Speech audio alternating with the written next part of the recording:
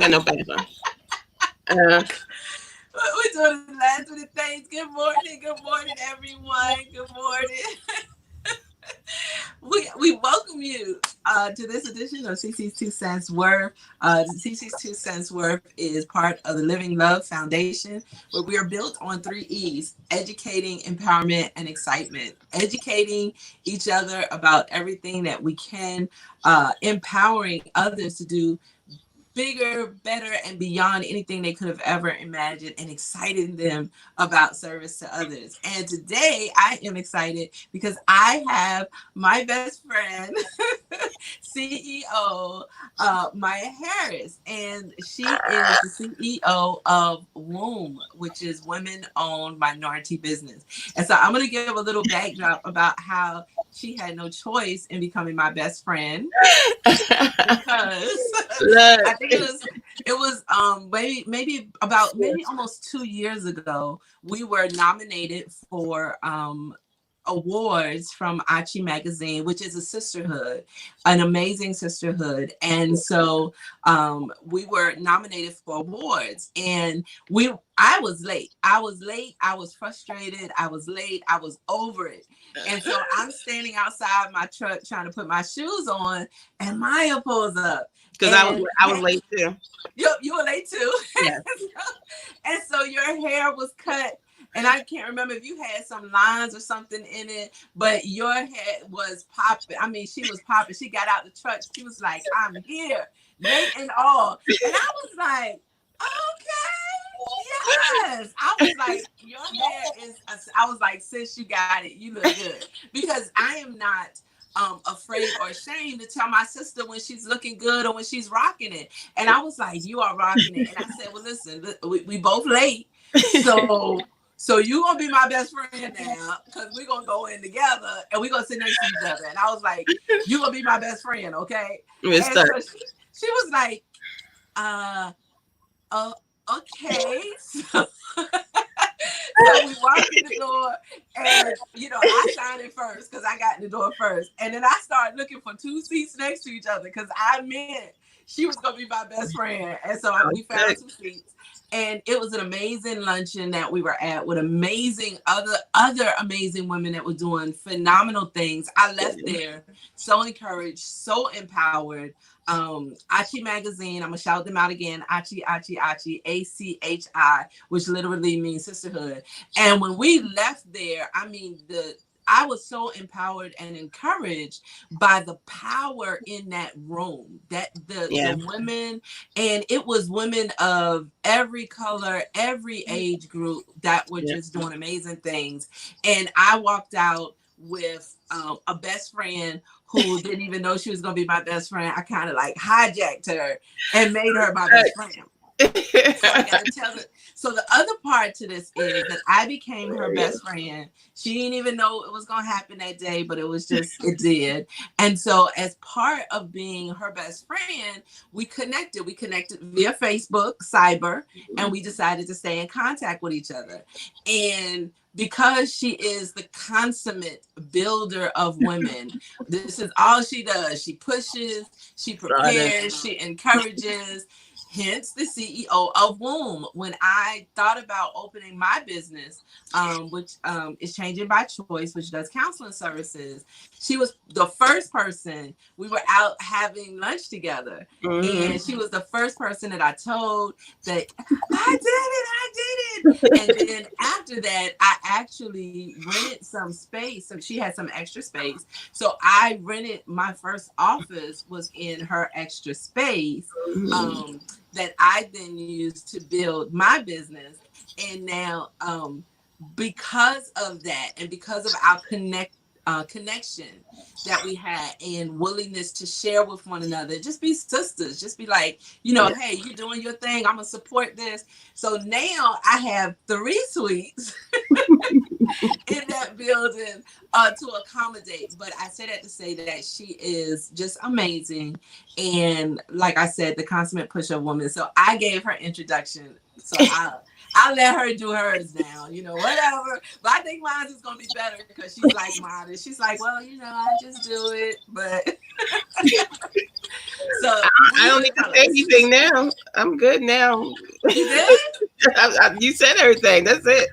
Yeah, I'm like, I just wanted it to be known because and this is important, and we're gonna talk about this. You can't just talk it; you got to walk it. Yeah. You have to embody it. You have to be it. And if if you're saying that, what I want to do is I want to help other women, to promote their businesses and be successful and do things. Yeah. It's not just something that you say or that you do between the hours of 9 to 5. Right. You're constantly open and looking to do what you say you're going to do. Right. And you don't sleep.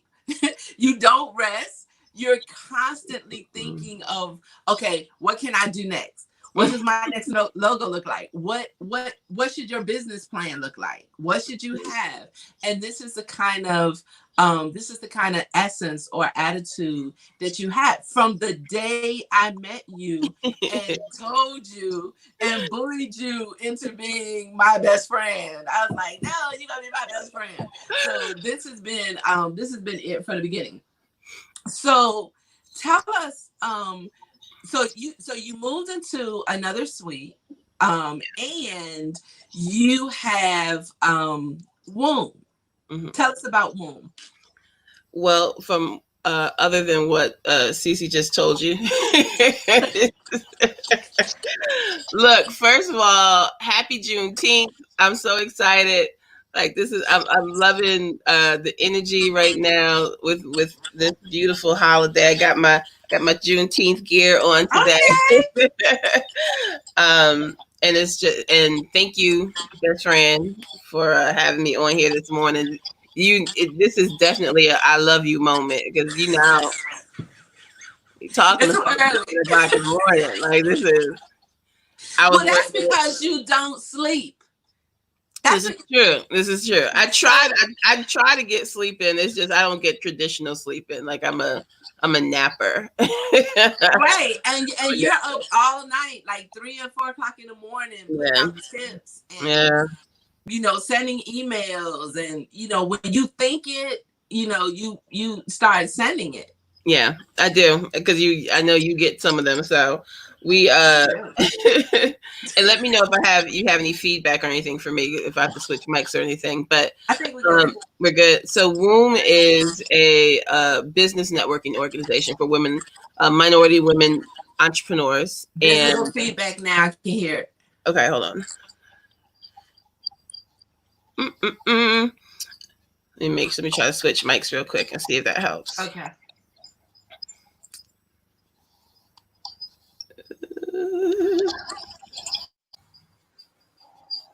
All right.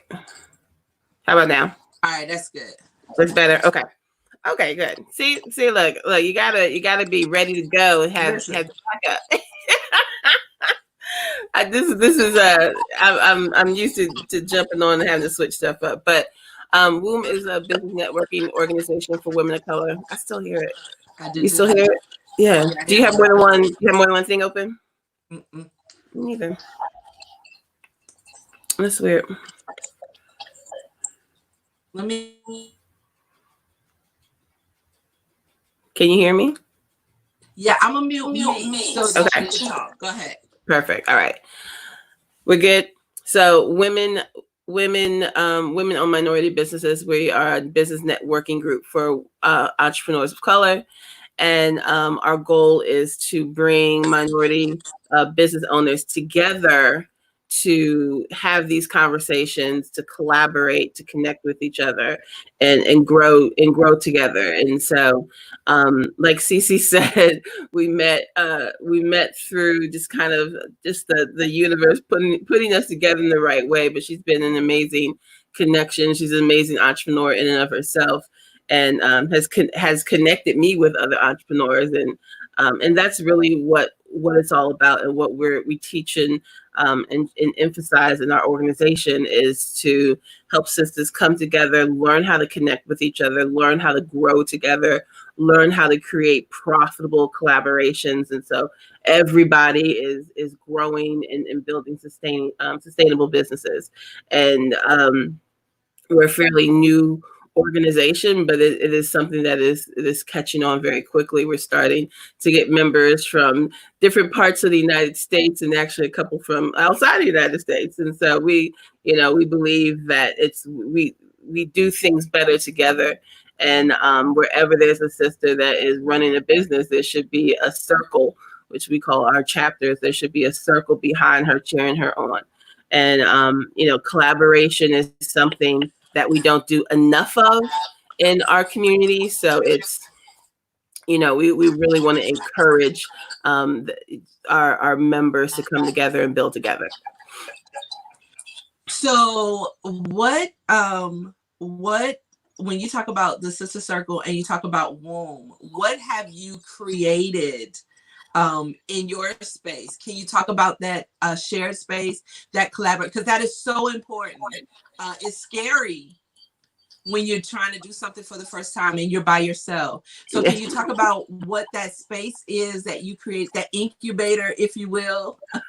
Well, we have it. It's, we've actually, because of the environment that we're in right now, we've had to transition the incubator, but in the purpose of it, the co-working spaces, so sisters can come together. They're not quite ready to get their own, they're not quite ready to get their own office space. They can actually, come and use our office space and start and build from there. And unfortunately, because of COVID, we had to slow things down for a little bit. But as things open back up, it's definitely a great resource for women in this area to be able to come together and start, have a place to start building their business. Post-COVID,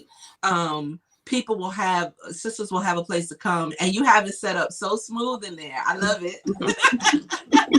I love it because it just embraces empowerment. There are empowering quotes on the wall and pictures. It's a space where you could have like a conference, you could teach in there, and then there are desks in there where you can really sit down and focus on being an entrepreneur. Because in this COVID time, everybody's working from home and we had to do things traditionally, but sometimes you just need a space which makes you feel as if you are doing your business. And even though you're in a desk in a shared space, it make I'm CEO today because I'm in my space, I'm doing my thing. And I thought that was so awesome to have that kind of creativity to create that for us. And then to have other people in that space at times, because everybody's not in there at the same time, right. But to know, wow, look, my sister's coming in, she's doing her thing. So it's all like, hey, have a good day. Right, exactly. For them, because that they're doing the same thing that you're doing, and you're trying to, encourage each other to be the greatest self that you can be. And I really think that's awesome. Now, you also this was pre-COVID. Right. You also hosted these activities where you brought all of these vendors in, so that everyone could see what each other was doing. And we use some of the same vendors that give great service, and we'll get on that in a minute. But we also bring, so talk about, that bringing the vendors together. Well, our face-to-face events were definitely something that we enjoyed pre-COVID. And it's, we had these monthly co-working networking events where our members would come together and, learn from different speakers and have a chance to network with each other. And of course, we always feature vendors at our events, and we want to highlight small businesses. And so having vendors at our face-to-face events will always be something that we do. And even through our virtual events, we've created opportunities for sponsorships and partnerships where a lot of our vendors who normally depend on being able to do, these pop-up events on weekends are given just alternative opportunities to market their business. So, it's something that we are, it's growing and it's evolving.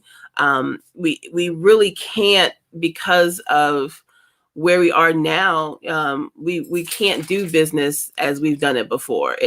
We have to, all businesses right now are having to pivot and look for new ways to come together and grow together and build together.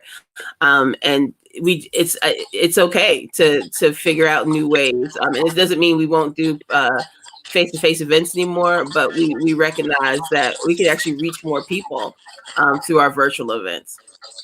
So let's talk about versatility a little bit, because a lot of businesses are not versatile. Right. And in that, I mean, we see a lot of businesses that are closing because they just did not.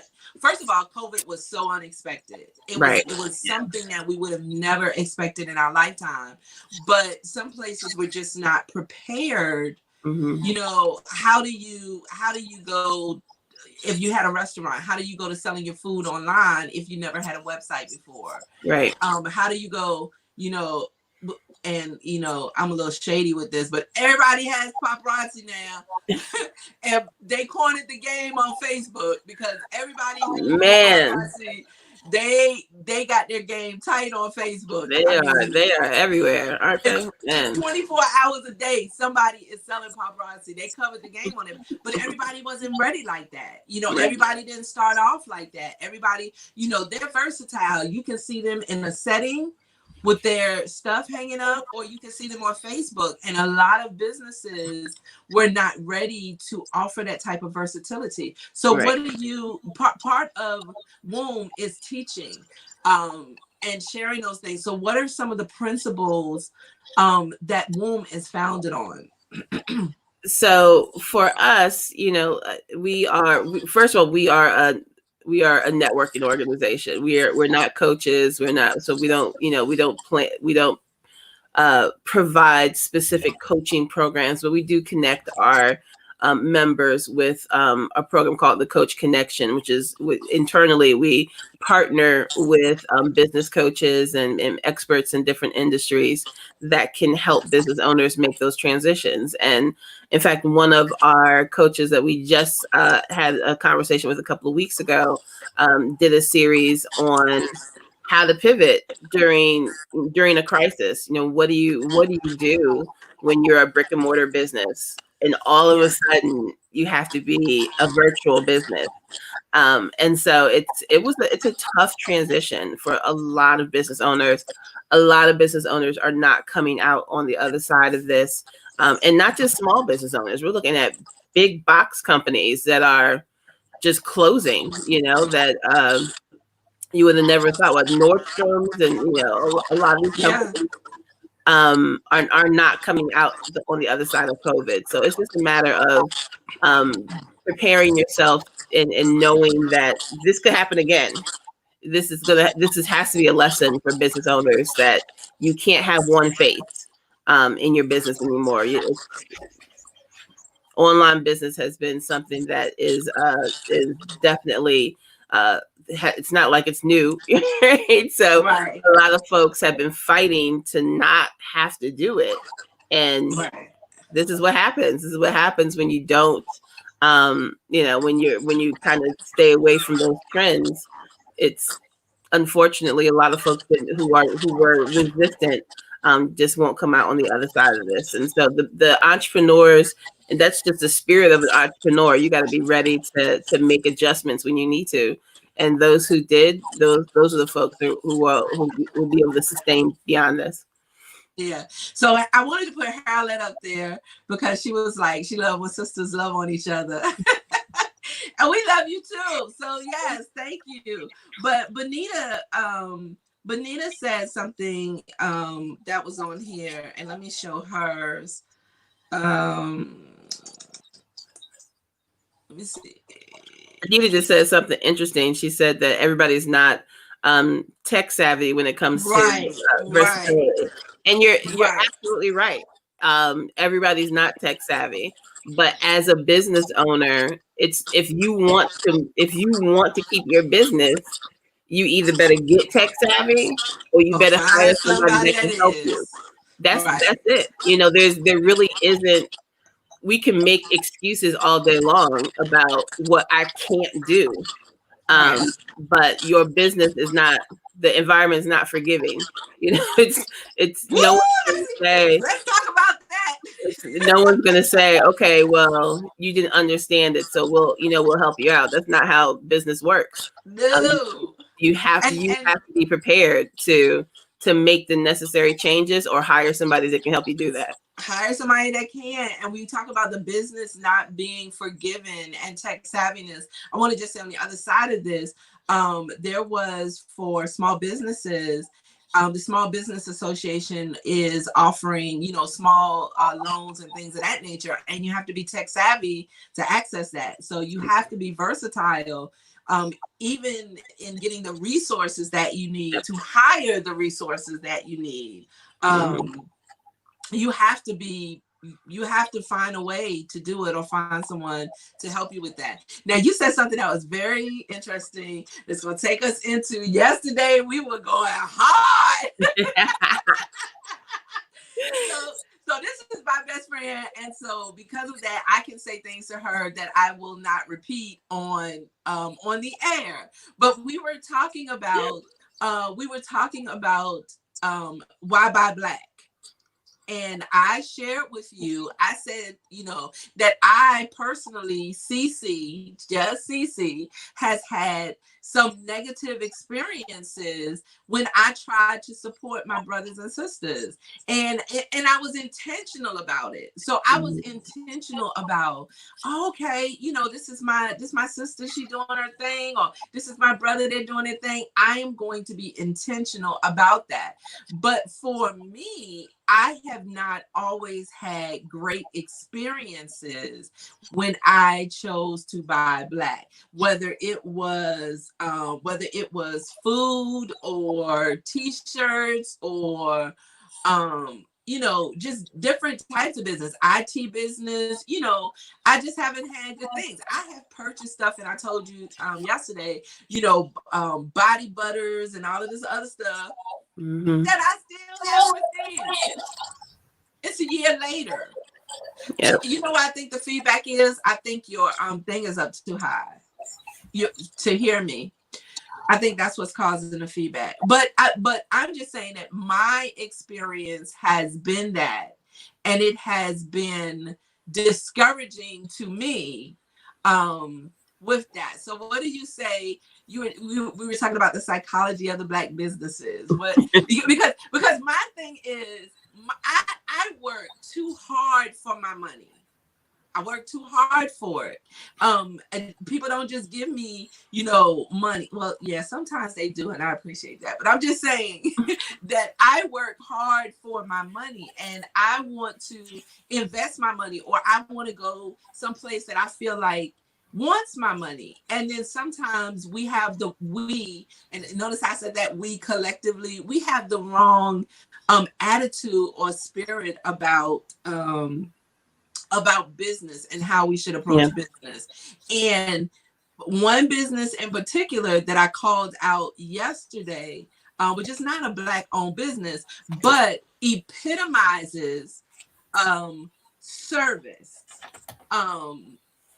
And because somebody else to say I have not been successful. But one of the things that I was sharing was that if I order takeout from a restaurant that specifically says we're going to offer takeout during this time, and I take the time to call and order takeout. I don't feel like I should have to stand in line for an hour to wait for my takeout food. I just don't. I feel like there should be some service parameters in place, especially if you are a black owned business, because Chick-fil-A has it down to a science.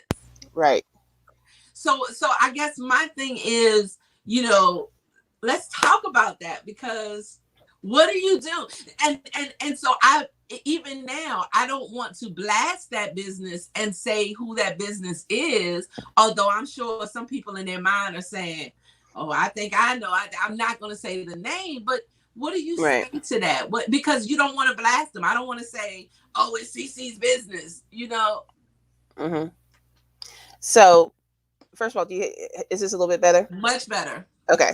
I just switched to my headphones. Okay.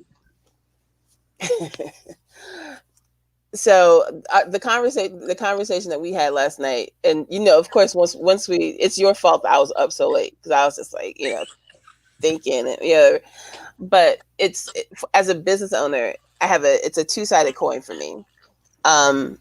One, I recognize that Black businesses, oftentimes, folks don't get the service that they're supposed to get from Black businesses, and there's so many reasons behind that. I'm not one to make excuses for bad service. So, because I'm the same way. I work hard for my money, and I don't like wasting my money. And the other side of this is when we have a bad service experience from a Black business, oftentimes, not CC, but oftentimes the reaction is, I don't want to deal with Black businesses because I've had negative experiences with A, B, and C. And so we're all grouped together, and as a Black business owner, as a business owner who's Black, I'm like, wait a second, you haven't even come to me. Like, why are you completely knocking out all businesses because you've had negative experiences with A, B, and C?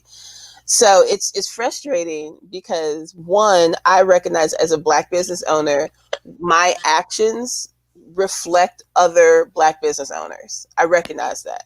And so I try to hold myself to a standard that all businesses should hold themselves to, that I'm providing exemplary service for my customers. At the same time, I also don't want to be grouped in with bad business owners. Like, it's not all of us, and it's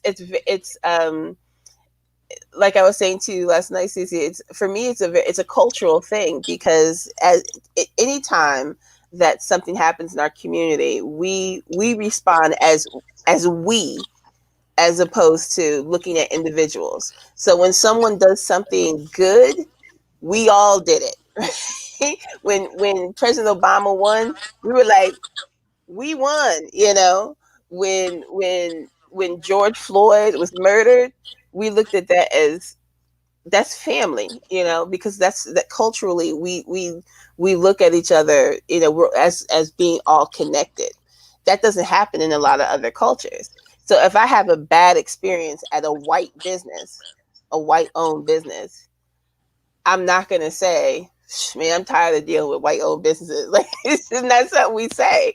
But it is, and that's where we argue. It really isn't. If I go to a white mechanic and he does something wrong on my car, right? That doesn't mean I'm not going to another white mechanic. It means I have a problem with that mechanic. But very rarely do you hear people say, I'm just not going to deal with white businesses, like white businesses all in general. Like, it just, we focus more on the individual when it comes to white businesses than we do when it comes to Black businesses. However, as a Black business owner, we have to hold each other we have to be accountable, and like I was talking to you last night, like that's actually a part of one of our, our tenets in WOMB. We have something called the PAC Promise, and it's, we promote, we hold each other accountable, we collaborate, and we build community. And accountability is something like, if my sister does something in her business, I'm going to speak on it to that sister to like, hey, look, so and so said you were supposed to do this and you didn't do that. So what's going, like, what can we do to help you fix that? Because your actions, that's reflecting on us, you know. And we just there's so many reasons why we have issues in our community when it comes to you know, business. It's we don't have the foundation that we're supposed to have necessarily. You know, we're not planning properly to start our business, so we don't have everything together like we need to in our businesses. That's But a problem. it ends up reflecting on all of us. So Dana said something that's very true. She said generalized comments over individual service has always been a problem. Yeah, And right. I agree with her on that. You know, that we can't generalize everyone. But Right. what I shared with you was I think people can differentiate between the pack of we and the individual. They can. I just think they just that don't. it happens. No, I think that it happens so frequently that people get tired of saying, you know, okay, I'm done now. Because when you have a series of it, you know, and you said something that I want to go back to when you talk about not being prepared, but when you have a series of bad events with bad black businesses, it almost does become reflective. And I deal with that as well, because people say, you know, I had a bad experience with one therapist, so I'm never going to therapy again. So I understand that. And that is whether white, black, or indifferent, we all get grouped in that. But when you start saying stuff like, you know, I tried a black-owned food business, that didn't work out. Black-owned t-shirt, that didn't work out. You know, black-owned hair salon, that didn't work. I mean, when you start having a litany of things where you're trying to give, you know, businesses the benefit of the doubt, it becomes, you know, I'm just done. I'm just done. And then you may have a conversation, you have a conversation with someone about it, and they say, try it again. And then you try it again, and it still doesn't work. And let me see. Benita said, and I agree with her, that people don't want to be held accountable for their actions. You know, they don't want to be held accountable. And I think that has been a turn off, because when I actually said something to the owner, you know, I've waited a long time for this. It's been a while. Well, you want your money back? Right. I do. I do, because you have not delivered the service, you know. And I am huge on, you know, if you pay for the service, you know, the discount or whatever, I get it, you know, but pay for the service. But then you don't get service. Yeah. I just, you know, I have a problem with that. And I agree. I cannot say an entire list of people in every area that I could say, you know, hey, if you want to a black-owned restaurant that's going to be on point, understanding that everyone doesn't have spectacular days, but a litany of folk, you know, I can't even say, you know, try these restaurants. Right. Because I've been to some and I'm sitting 45 minutes waiting for my food. Yeah. Yeah. I know. And for me, it's, you know, the part of the issue is there's not enough of us. So there's fewer restaurants for us to choose from, right? Or there's fewer you know, stores for us to choose from. And so our list is shorter. And unfortunately, because of a lot of factors, you know, we might not have the foundation in our business to provide the service that we should. So it's so layered, CC. Like, there's just so many things that need to happen, and that's one of the reasons actually one of the reasons I started Wound, where, you know, one is to help more women start these businesses, but then also y'all have to start it with the right foundations. Like, it's one question I ask my members all of the time, like, did you do a business plan? Have you Right. have you ever Right. worked have you ever worked with a coach? Right. How did you prepare for this business other than the fact that you had a passion about something and you got a Right. website and an EIN, And so, because it's so easy to start a business. 20 years ago, starting a business was a a process. The paperwork, the upfront money, getting the loan from the bank. We didn't have crowdfunding 20 25 years ago, and now you can literally sit at your computer and go, I want to start a business today, boop boop boop boop boop, and you're a business owner. So that doesn't mean that person is prepared to run a business. Being able to start a business and run a business are two different things.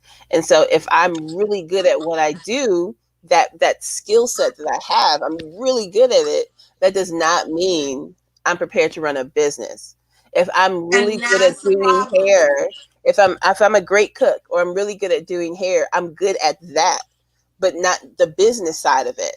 But Right. because it's so easy for us to be able to start businesses now, we don't necessarily always, and I'm not saying all of us, because a lot of us have it's we're flipping it, but a lot of us just don't have the background to say, oh, I know how, I know what to do when I don't have enough staff. I know how to hire the right kind of team. I know how to keep my books where I have money coming. There's a lot of us that just don't have that. And so it's one thing I'm super passionate about, is just making sure that we have the right foundation and connecting folks to the right people to say, hey, you need a coach. And it's hard for us to ask for help. Mm-hmm. Mm-hmm. That's another thing, So, well, so there's just so much that there's so much that we're not prepared for oftentimes, and that results in the service that's not up to par. So Walida said to us, preparation and having a foundation is key. And earlier, Sheila Jones Williams said we must do better. We really must do better. We We have got to an do interesting better. question. We got an interesting question here. I'm going to put this question up. Okay. And it is Stephanie. She says, if we start to only shop or buy Black, aren't we running the risk of systemically segregating ourselves again? Just curious about your thoughts. And you want me to answer that, Cece? I have no problem with shopping Black exclusively. If I could shop Black exclusively, I would. I'm going to pour into my community as much as possible. I'm going to pour into the community that supports me. And I'm okay with that. Like, that's okay with me. I didn't grow up during segregation, so I don't know, what it's like to live in segregation. I have friends from all backgrounds, but I also support my community. And I'm going to support my community until whether anybody else supports them or not. I'm okay with that. We were actually talking, a friend of mine and we've been talking about, what's going to happen after the protest, like what's our long-term plan. And of course, the Shop Black movement or the Buy Black movement always comes back up when we have unrest in our community and how we need to invest in our community. And I'm a proponent of buying Black, but I'm also realistic, so there right now in Richmond, I think there's one Black owned gas station. You know what I'm saying? So I'm not going to drive 45 minutes for gas. If I'm on that side of town, I'm going to support that gas station. But my personal philosophy behind that is I shop Black first, right? So I'm looking for a Black business before I look for anything else. And then if I can't find it in my community, then I have no problem going somewhere else. Like I love Chinese food. I'm not going to stop eating Chinese food. You know what I'm saying? I love pizza. I'm not going to stop eating pizza. But I'm going to support a good restaurant first. You know what I'm saying? I've been trying to convince my son, Cece, to start a pizza shop so we can have a Black owned pizza shop. So just because I want pizza. Well, I'm a fan, but and this is where I differ a little bit. I am a Black owned business, and my philosophy is is that I want who will offer the best service to my community. Mm-hmm. And I'm not and I guess I am biased because I've been scarred by Black business. I've been wounded. But I understand the premise in buying Black, and I understand the power in our dollars, but I also understand meeting the need and the ability to meet the need, and right, making sure that my community has what it needs. I really don't care where it's coming from. So, you know, you have some businesses, and this is the whole premise and principle of how Wally World, aka Walmart, came into existence, with being able to offer the best for the community at the lowest prices. And this goes back to what we were saying earlier. We don't have the foundation in place, right, to manage some of our businesses correctly so that we can offer the best. So I'm not exclusive, and I'm not trying to totally segregate dollars. I believe in investing in those things that have earned my trust and have earned my money, but that's not totally my mindset, because I believe that that's unrealistic. And I think that that's sometimes the attitude of our businesses, of Black businesses. You know, I'm Black, just come, you know, you should be supporting me. And you know, I agree. Again, and I've said this before, like there's a standard that we have to hold each other to. Like I said, I'm always going to look for a Black business first. But I'm not going to invest in a Black business that's not investing in me. So right, for me, a Black business that's investing in me cares about my dollars, cares about my time. Right. So if, let's say, I want to, trying to get an example of a business that's unusual for us to own. I don't know. I'm just going to be making stuff up. So, I had a tutoring company, right? We'll use that. And so if I'm looking for a tutor for my child and I want to support a Black business, I'm going to look for a Black-owned business first, right? If that business is not providing what I need for my child, I'm gonna go to somebody else who will. It's right, that simple. You still have to. I'm supporting you, but as a Black business, you also have to support me. You have to support my dollar by providing the right kind of service. And so, but we also have to recognize that it's, as a community, it's our responsibility to say, hey, you're messing up. I'm trying to support you.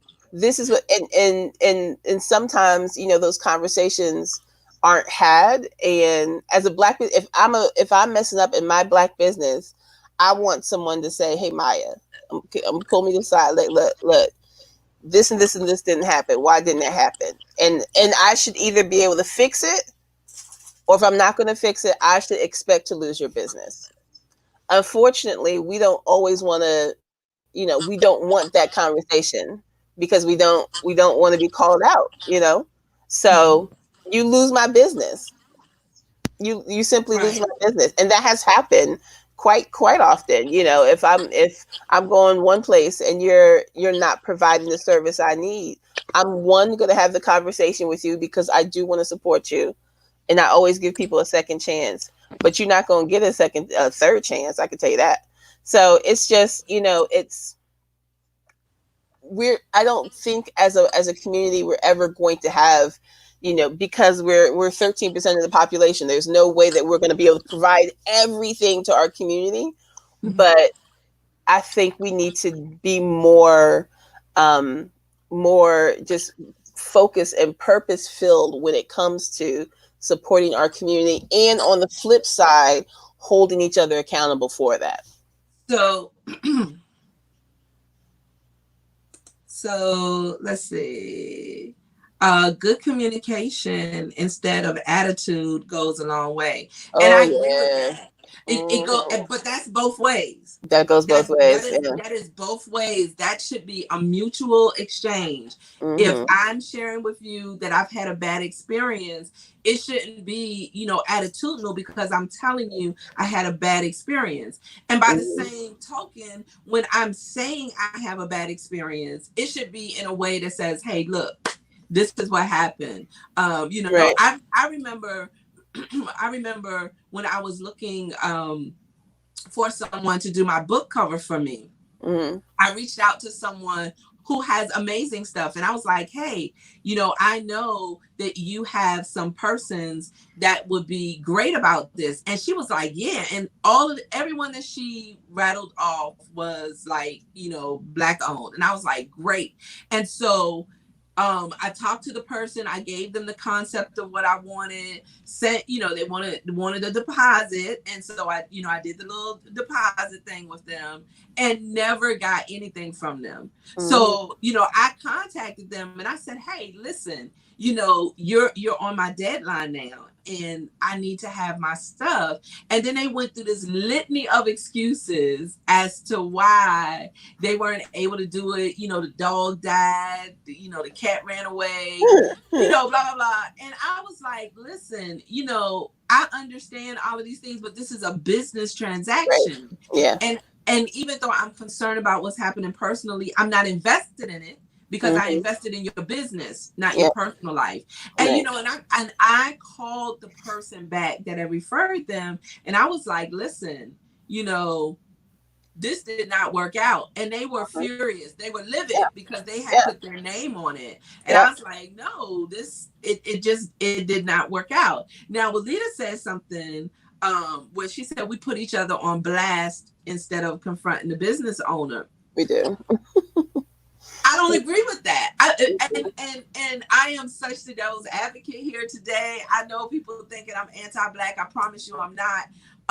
But I remember confronting a business owner before the business even opened because the business owner was sweet enough to let me in before the business had opened. Mm-hmm. And, and I was talking to them and I was like, listen, I would love to support your business often. But, when I call, I get people who don't sound like you. They act like they don't want to talk to me. When I come in, I don't get the same smile from them that I get from you. And I love your business, but I'm just not getting from them what I get from you. Mm-hmm. And I have never put this business on blast, but I've seen where other people have said, hey, tighten up your business, whatever. And people are like, oh, you anti-Black, you don't blast people, blah, blah, blah. Sometimes people need to be blasted. Look, we talked about that. Sometimes you need to be sometimes you need to be blasted. Like there's a certain point where we have to not hold your hand anymore. You know what I'm saying? There's just there's a certain point of bad business that is like, look, y'all don't go there. Like, don't go to that shop. You're gonna be losing money. Just don't do it. There is a certain point. I always try to, and we talked about this in one particular business that I had an issue with. I always try to talk to the business owner first, like, hey, look, such and such and such, and then you get 20 other people who are like, yo, this is, and it's over a period of time. You're like, okay, look, now you're just wasting folks' money. I'm now it's okay. Now I'm gonna blast you. And so it's frustrating as a business owner, and it's not like this does not happen in other, like white owned, but like it happens there too. In business, period. There's just so many more. There's just more of them, And so if you go to the Better Business Bureau and pull up businesses in your area, Black, white, brown, purple, whatever, people are blasting those businesses. Yeah. But the issue is there's just so many other business owners and other cultures while we are slowly building, our entrepreneurial, community. So one bad business in our community is like 100 in another. Like it's just that, it's that percentage. And so it's tough because you want them to work. You want them to succeed. And it's like, oh, I don't want to blast them. Like, but you have a horrible business. It's like Horrible. Your customer So service Michelle is says- the worst. Michelle says, do you think that business owners should take a business class, like a business 101 before open a business? I think we both in agreement with, heck yeah, you should take a business class. Michelle, you know, like it should be a requirement. Like you should not start a business until somebody taught you how to do it. Right. I mean, it's just, but it's people too don't easy. do that. It's too easy to start a business now. Yeah, that's the whole thing. People will not do that. People will, and I think you said this earlier, they will operate in their giftedness and be good at that. But as far as business is concerned and maintaining the business and making the business lucrative and profitable, they just don't have that. But yes, they should. So listen, we don't have a lot of time left. We gotta get ready to go. But this is one for the books for me. Yay! This is one for me. I believe that you should be very selective about how you hire friends and family. Ooh, so that's a whole other conversation. That's a whole other conversation. But the owner of the business that I talked to, one of the issues that she said to me was, it's hard to find, good people to work. And she said, sometimes I hire young people and they don't always do it the way I want them to do it. And I understood that because good help is hard to find. So what are you, in a nutshell? Yeah, open a whole can of worms right there.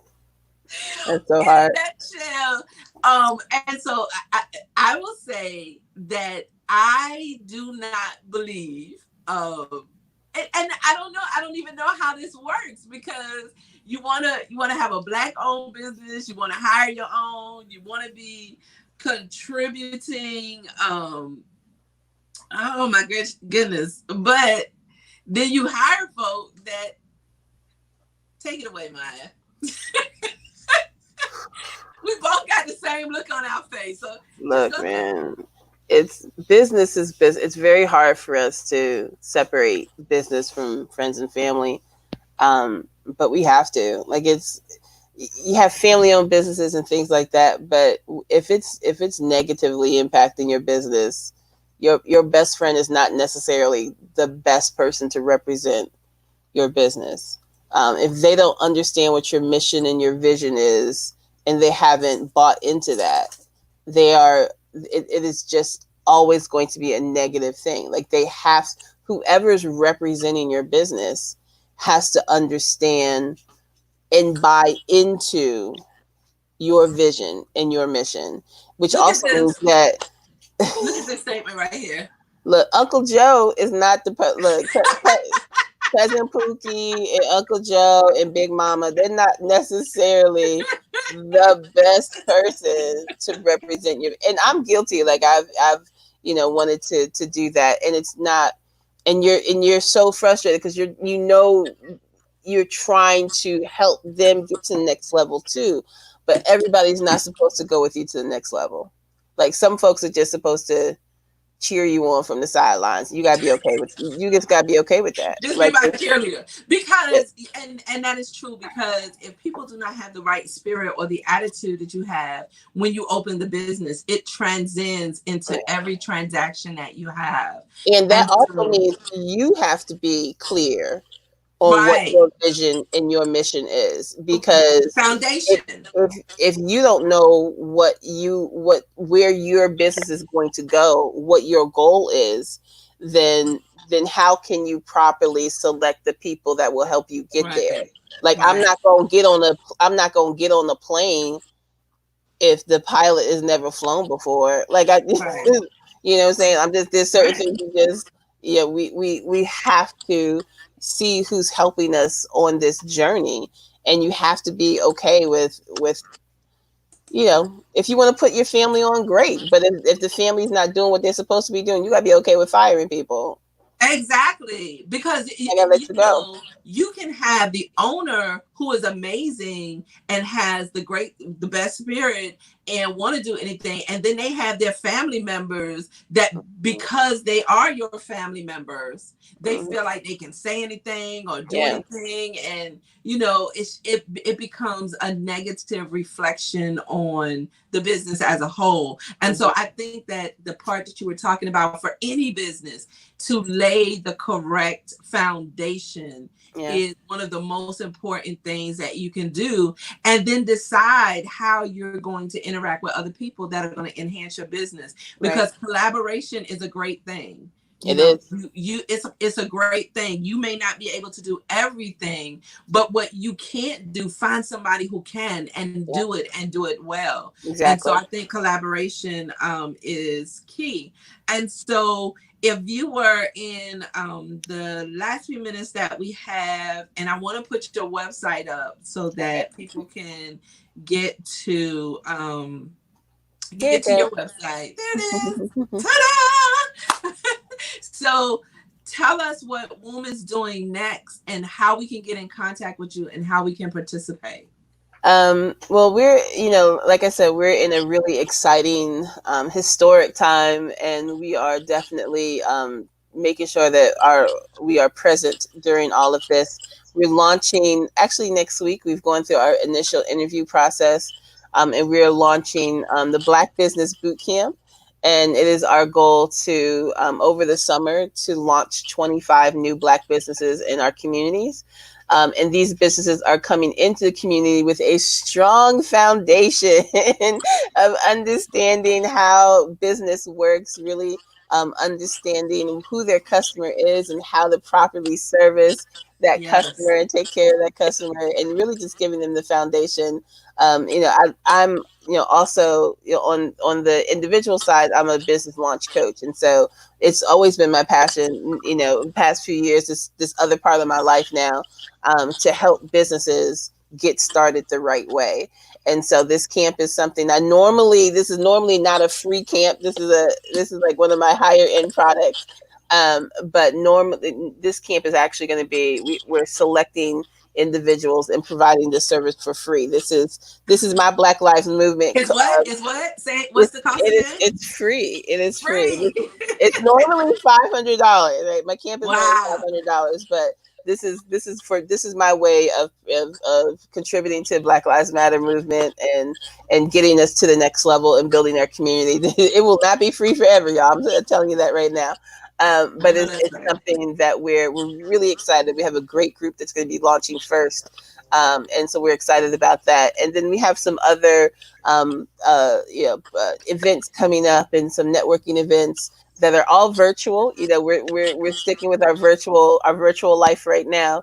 And just, again, really seeking other women in business who want to come together to build and grow together and collaborate. We are building these circles of women, and it's so exciting to see what they're doing and how they're building together and how it's impacting their finances. And so it's something that, you know, we want all women of color, but particularly Black women, to be able to come together and say, I have this support system. I'm being held accountable for my actions. I have these folks who are supporting me in my goals. I have these people I'm collaborating with, and we are all winning together. And so that is, our summer is called our Protest for Progress Summer. And so if you go on our website, you'll be able to see some of the things that we have coming up. And if you're interested in membership, you can go right to our website as well and click on membership and join us. We'd love to have, you know, again, we're just looking for sisters who want to get to the next level and want to be able to do it as a community. All right. So why should we buy Black? We should buy Black because we have some amazing, gifted, talented business owners that are out there.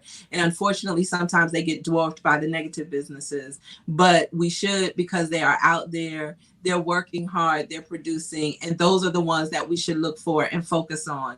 I spent a lot of time talking about what we did wrong, but there are some that do things right. There are some people that I will only call them when I need something and I know I need it to be absolutely particularly right. And there are some out there. And so we encourage you to be a part of this link. and just, you know, businesses that we know. We're gonna link some up there so that people know some of these businesses that we're talking about. So that being said, why buy Black? Because there are some amazing businesses out there, and if you are someone that is gifted and have an amazing business concept inside of you, WOMB is the place that you want to go and just kind of connect now so that your foundation can be correct and you can be the best you and produce the best product that represents you and your business. So I'm kind of excited about that. So yes, that's why we should buy Black. I still buy Black. I plan on buying Black tonight. And I do want to say this as part of the Living Love Foundation. We are very excited that on tonight we are hosting our very first movie night. It's going to be at 3014. And I think I have that. It's going to be at 3014 Meadow Bridge Road at 6:30 p.m. I'm going to put that up for a few minutes. We are going to have a free movie night. We're asking everyone to come out, bring your lawn chairs, sit with us. I hear now. Sit with us. We're gonna have movie. We'll have free food while it lasts. We'll have free food, but we are working cooperatively with two Black-owned businesses. One is Tremaine Neely Events, who will be helping us to put all of our stuff up tonight for the movie, and we have the Sweet Stop RVA, which is in Washington, who will be out there tonight with us, and she will be providing snacks. So cake wasted. Yes. So I'm excited about that. So I do buy Black. I do invest in Black businesses because there are some that offer excellence, just like WOMB. So that being said, look for a Black business owner, promote them. If you have a good experience, promote that good experience. If you have a bad experience, try to talk to the owner. That doesn't work, I say blast them, because that might be the only thing that makes them do better. That's right. Thank you so much, Maya, for being here with us. Thanks for everyone that tuned in tonight. Meet us at 3014 Meadow Bridge. And for more information about WOMB, WOMBbiz.org is the place that you need to be. All right. We love you guys. Thank you. Love you, babe. Thank you. Thank you, best friend, for getting up to talk Thank to you, me. best friend. Love you. Love you, girl. Bye.